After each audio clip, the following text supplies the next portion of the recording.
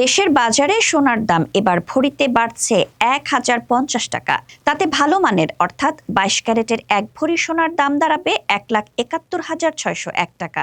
নতুন দর আজ বুধবার সারা দেশে কার্যকর হচ্ছে। বাংলাদেশ জুয়েলার্স সমিতি মঙ্গলবার রাতে সোনার দাম সমন্বয় করার সিদ্ধান্ত জানায়। এতে বলা হয়, স্থানীয় বাজারে বিশুদ্ধ সোনার দাম বেড়েছে।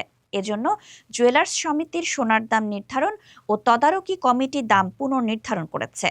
পরবর্তী সিদ্ধান্ত না হওয়া পর্যন্ত এ দর বলবৎ থাকবে। সর্বশেষ ৭ জুলাই সোনার দাম ভরিতে ১,৫০০ টাকা হ্রাস করেছিল জুয়েলার্স সমিতি।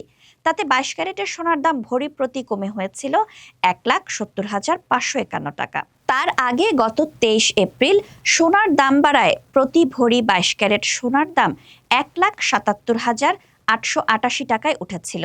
দেশের বাজারে সেটি এখন পর্যন্ত সোনার সর্বোচ্চ দাম।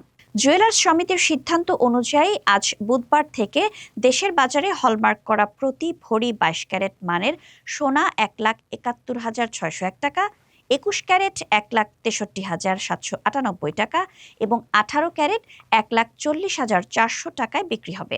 এছাড়া সনাতন পদ্ধতির প্রতি ভরি সোনার দাম বেড়ে হবে ১,১৬,১২৭ টাকা। দেশের বাজারে আজ রাত পর্যন্ত প্রতি ভরি হলমার্ক করা ২২ ক্যারেট সোনা ১,৭০,৫৫১ টাকা, ২১ ক্যারেট ১,৬২,৭৪৯ টাকা, ১৮ ক্যারেট ১,৩৯,৫৪৮ টাকা ও সনাতন পদ্ধতির প্রতি ভরি সোনা ১,১৫,৩৯২ টাকায় বিক্রি হয়েছে।